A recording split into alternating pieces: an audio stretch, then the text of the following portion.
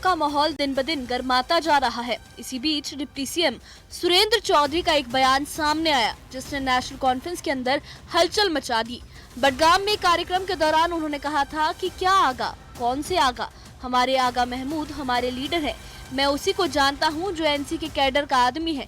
जो मेरे लीडर की बातों से अलग जाएगा, मैं ना उसको जानूंगा ना पहचानूंगा। अगर उन्होंने ट्वीट किया है और उन्होंने अपनी नाराजगी बदस्तूर जारी की है। उसने कहा कि मेरे क्या आगा, कौन सा आगा? हमारा आगा महमूद हमारा लीडर है, बडगाम से इलेक्शन लड़ रहा है। कौन है?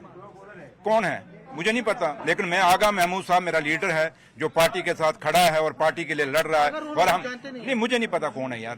अब मैं उसी को जानता हूं जो नेशनल कॉन्फ्रेंस का कैडर का आदमी है, जो मेरे लीडर की कदर करेगा, जो फारूक अब्दुल्ला साहब की कदर करेगा, जो उमर अब्दुल्ला साहब की कदर करेगा। मैं उसको अपना वर्कर मानूंगा, मैं उसको अपना लीडर मानूंगा। जो मेरे लीडर के बातों से अलग जाएगा, मैं उसको कभी ना जानूंगा ना पहचानने की कोशिश करूंगा। आगा रोहुल्ला के समर्थकों ने चौधरी के बयान पर कड़ा विरोध जताया। बडगाम में डीसी ऑफिस के बाहर प्रदर्शन हुआ और समर्थकों ने डिप्टी सीएम के खिलाफ नारेबाजी की।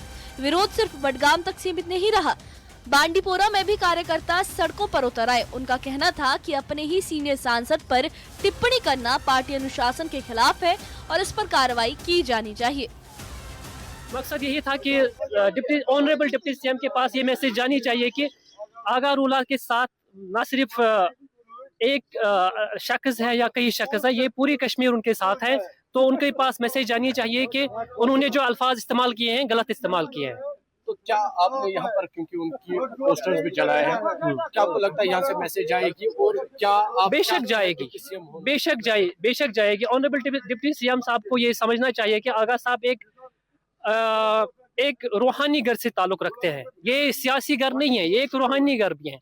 तो अल्फाज इस्तेमाल करने से पहले 1000 बार सोचना चाहिए। तो चाहते क्या है आप? हम कुछ नहीं चाहते, एक मैसेज आनी चाहिए, आइंदा से इन अल्फाजों का इस्तेमाल ना हो।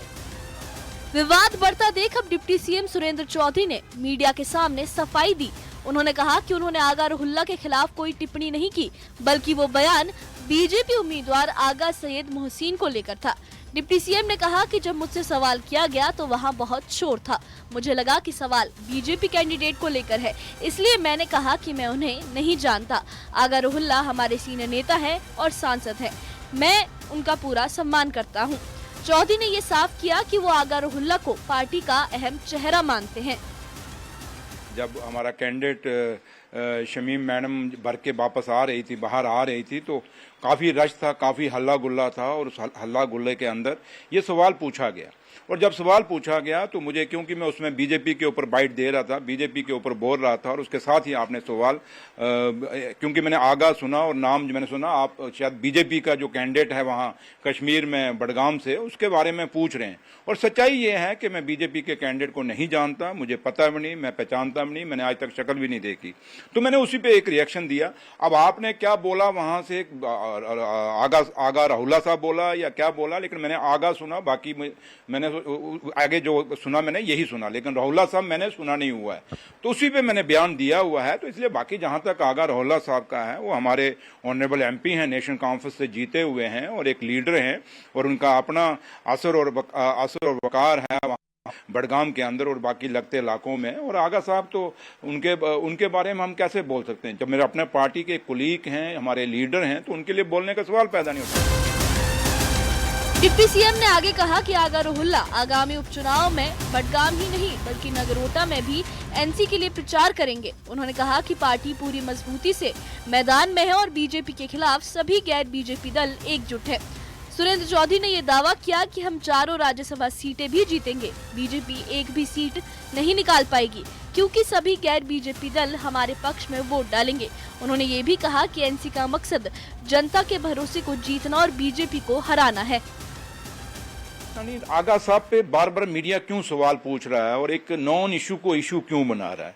हमें तो कहीं आगा साहब का जब भी वो मीटिंग होती है, वो मीटिंग में आते हैं, जब भी कोई लीडरशिप की बात होती है, उमर साहब और फारूक साहब जब कोई बात करते हैं तो आगा साहब उनके पूरे बात करते हैं। तो इसलिए हमें नहीं लगता है कि कोई ऐसी वैसी बात है। अब मीडिया को अब पता नहीं कहाँ से लगता है आगा साहब कहाँ हैं, हमें आज तक नहीं पता वो कहाँ हैं, लेकिन मीडिया को पूरी खबर होती है। और अब मीडिया के ऊपर तो मैं नहीं कह सकता कि आगा साहब कंपेन कर रहे हैं या नहीं कर रहे, लेकिन हमें जहाँ तक आगा साहब की जितनी सुरेंद्र चौधरी की जिम्मेवारी है बडगाम के लिए, नगरोटा के लिए, उतनी आगा साहब की जिम्मेवारी है खाली बडगाम के लिए नहीं बल्कि नगरोटा के लिए, क्योंकि वो पार्टी के एक लीडर हैं। उनको नगरोटा में भी कंपेन करनी है, उनको बडगाम में भी करनी है, मुझे भी हर जगह जाना है, क्योंकि हम पार्टी का मैं एक छोटा सा वर्कर हूँ। तो लिहाजा ये कोई मैं यही रिक्वेस्ट करूंगा कि आगा साहब पे हम ना ही डिबेट करें, ना ही सवाल पूछें तो ज़्यादा बेहतर रहेगा। लेकिन अब बार बार इस सवाल को क्योंकि हमेशा खड़ा किया जाता है, और आगा साहब की तरफ से कोई नाराजगी नहीं, बट मीडिया एक नाराजगी जरूर खड़ी करता है, जैसे कल मेरा हुआ। डिप्टी सीएम ने आगामी विधानसभा सत्र पर भी बात की। उन्होंने कहा कि उमर सरकार सत्र को लेकर पूरी तरह से तैयार है और विपक्ष के सभी सवालों का जवाब दिया जाएगा। सुरेंद्र चौधरी ने केंद्र सरकार से जम्मू कश्मीर को फिर से राज्य का दर्जा बहाल करने की अपील भी दोहराई। उन्होंने कहा कि सरकार जनता की भलाई और विकास के लिए लगातार काम कर रही है। कि हमारी जिम्मेवारी बहुत बड़ी है, लेकिन एक ड्यूटी है, इस बीजेपी वालों को बोलो जाओ स्टेट लेके आओ। और हम नहीं कहते कि स्टेट नहीं भी आएगा, इस पे चर्चा होगी असेंबली में। स्टेट नेशनल कॉन्फ्रेंस को जरूरत नहीं है as a party, state Jammu Kashmir के एक एक आदमी को जरूरत है, एक एक बच्चे को जरूरत है। ये जम्मू कश्मीर की आवाम की डिमांड है, ये महाराजे की रियासत है। ये जैसे दरबार जो था महाराजे ने चलाया था ना, हमने थोड़ा चलाया था। तो इसलिए हम महाराजे की पहली जो विरासत थी दरबार मूव हमने बहाल कर दिया। अब महाराजे की दूसरी विरासत है कि महाराजे की ये स्टेट थी, उस स्टेट को दर्जा द्वारा बहाल करना है। आज जो जम्मू कश्मीर में इलेक्शन हुआ, जो उमर अब्दुल्ला सरकार चुन के आई, ये इलेक्शन बीजेपी ने नहीं कराया, ये election supreme court of India ने कराया था। हम उन जजेस का शुक्रिया अदा करते हैं, और उन्हीं जजेस को आज फिर हम ऑनरेबल जजेस से यही अपील करेंगे कि 4 हफ्ते बाद जब फैसला आएगा, सुप्रीम कोर्ट दोबारा जम्मू कश्मीर के लोगों के हित में फैसला देगा और जम्मू कश्मीर के स्टेट के दर्जे को दोबारा बहाल करेगा। हालांकि डिप्टी सीएम ने सफाई देकर विवाद को शांत करने की कोशिश तो की है, लेकिन पार्टी के अंदर असंतोष पूरी तरह थमा नहीं है। बडगाम से उठी ये सियासी लहर अब एनसी की एकता पर सवाल खड़े कर रही है। अब देखना होगा कि क्या सुरेंद्र चौधरी की सफाई से मामला शांत होता है या फिर ये विवाद उपचुनाव में एनसी के लिए नया इम्तिहान साबित होगा। Bureau report, news 18। और यहाँ पर